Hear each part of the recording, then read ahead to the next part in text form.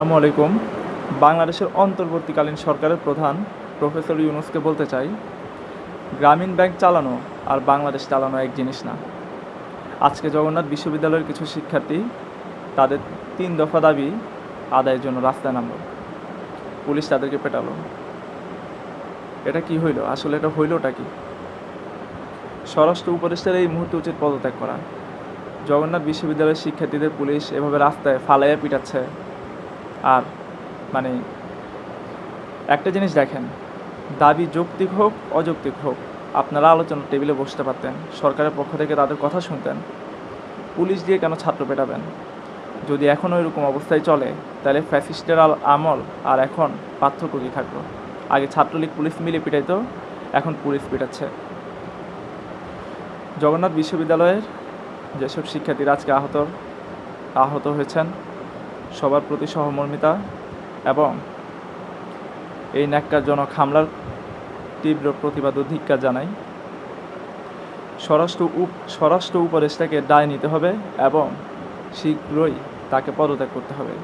জগন্নাথ বিশ্ববিদ্যালয় আমার ক্যাম্পাস না, কিন্তু আজকে সেখানে যে অযৌক্তিকভাবে শিক্ষার্থীদের পেটানো হলো, হইতে পারে কয়দিন পর আমার ক্যাম্পাসেও আপনারা তাই করবেন, কিংবা পরের বার শিক্ষার্থীরা কোনো যৌক্তিক দাবি নিয়ে রাস্তায় নামলে আপনারা তাদেরকে পেটানোর আগে দুইবার ভাববেন না। স্বরাষ্ট্র উপদেষ্টা সহ সংশ্লিষ্ট সবাইকে উক্ত কাজের জন্য অবশ্যই শাস্তি দিতে হবে। শিক্ষার্থীরা রাস্তায় নামবে, তাদের দাবি দাওয়া উপস্থাপন করবে, যৌক্তিক হোক অযৌক্তিক হোক। তর্কের খাতিরে ধরে নিলাম তাদের সব দাবি অযৌক্তিক, তাই বলে তাদেরকে রাস্তায় পুলিশ দিয়ে পিটাবেন? যদি সরকার ব্যবস্থা পরিবর্তন না হয়, তাহলে কিসের সংস্কার? সরকার ব্যবস্থা যদি আগের মতোই পেটায় পুলিশ দিয়ে, তাহলে এটা সংস্কার হইল কেমনে?